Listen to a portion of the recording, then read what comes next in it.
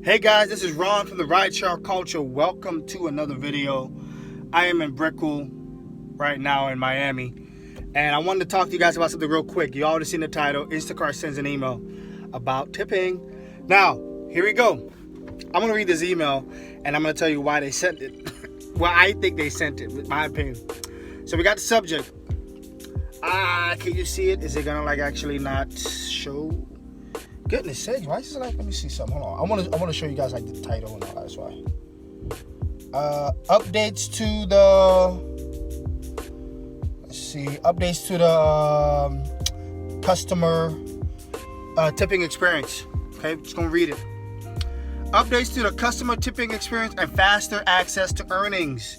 The email says, "Hi shopper, we're always working to make sure we offer the best possible experience for shoppers. While shoppers' earnings from tips have nearly doubled since the beginning of the COVID-19 pandemic, we also know that making sure you have a consistent access to earnings, including tips, is a crucial part of the shopper experience.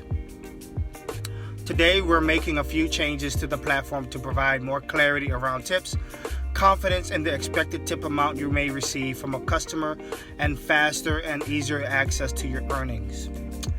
Alrighty, first bullet point, requiring customer feedback. Less than 0.5% of all Instacart orders have tips removed after delivery.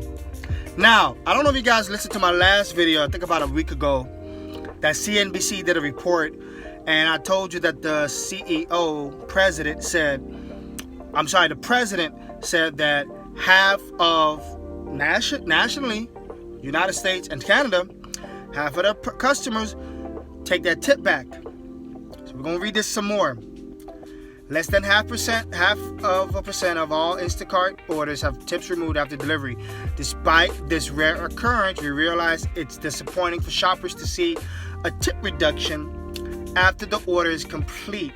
Starting this week, we are requiring customers to leave feedback if they decide to remove the tip after delivery. I ain't done yet. In the coming weeks, we'll be testing an option for shoppers to view this feedback. All right. In an effort to help you better understand why a tip may have been removed. Now, the second bullet point, deactivating customers who abuse the platform. While the number of customers who frequently remove their tip is very low, we feel it is important. You see how they use that in the beginning? We feel like it is important to address those who inappropriately use the platform. For the benefit of all shoppers on the platform, we are now deactivating any customer who consistently and egregiously, look at that, egregiously using that big word, engages in this type of behavior. Bullet 3, reducing the tipping window. Based on our team's research, we found that only 0.25% of orders have a tip adjusted after 24 hours. While we want to ensure customers have flexibility to increase tips, the data has indicated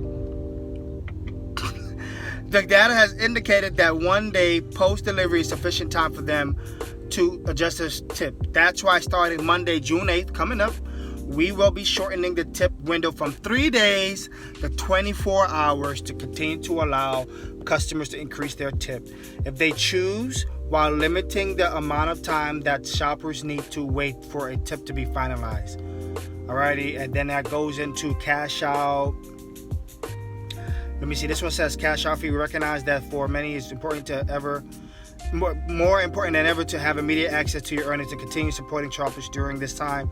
They're waiving the cash out fees for shoppers using Visa cards starting Monday, July 30. Starting this Monday, June 8th through July 31st, 2020.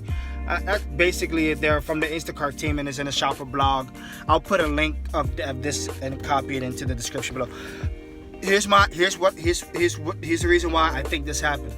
The FTC was investigating this, right? The Fair Trade Commission was investigating this, right? Of course, many of the shoppers went to the FTC, told them what Instacart was doing. They were allowing customers to take tips away from shoppers after 3 days, which in a way doesn't even make sense because you can't do that in a regular restaurant. Or like Uber, you can't take a tip away in Uber, you can't take a tip away from Shipt. Well, how come Instacart's doing it? Another thing too, and I'll go back, and I'm trying to do this fast because I don't want to stay too long on here, but to go back and talk about there's 0.5% of all Instacart orders have tips removed after delivery. So then, if it's only rare, then why do it? We have a lot of people talking about why the amount of dollars that Instacart pays out is not high enough, or the percentage that we get of the order is not high enough. It's a little bit. Listen, tips are great, but I'd rather have I want a high fare because that's a guaranteed fare. It's guaranteed I'm gonna get that. Like each shop should be at least $15, right? Especially now we're out here, got protests going on, riots, and also the coronavirus thing, right? So in my opinion, like I said before, they should raise our base pay. Not no $5, $7, $15, $20, whatever. I think to me, double digit. Because you gotta wait in line, you gotta wait here, you gotta do this. It's a lot of stuff that's happening. Traffic, you gotta drive through traffic. And also we're a partnership, so we should give our own consensus, and that's our average. We didn't ask for $5. That was because Instacart wanted to be competitive in the market. They didn't want to charge too much for the customer, so that's why they give us what they are giving us now. Now, the other thing that they talked about was deactivating customers who abuse the platform, talking about them tip baiting, right? And again, FTC is all over this. This is the federal government stepping in because shoppers went to the FTC and they were starting to investigate that this doesn't make sense, right? And then talked about cash out, but they're giving them 24 hours. I'm assuming that's a negotiation with the policy team of Instacart and the government. And now we are in the middle. And guess what? We, in a way, there have been some traction that happened. And this is the great thing about it, getting the government in. But guess what? I haven't seen an increase in fare, in the base fare. So that lets me know that, the government is like, okay, whatever, they can do that. But when it comes to tipping, it's a different issue. I think being the Fair Trade Commission, they're looking into the tip thing, not about the fare. If it's 0.5%, why are you changing to Instacart? Anyway, Instacart's not a bad company, right? They got to make their money, right? And they got to really serve their customer. I think the problem is that they had this idea. And because this idea of the 3-day take back wasn't like very crazy until now. Now it's where it's like, okay, people is looking at the tip. Most of our tips are higher than the base pay.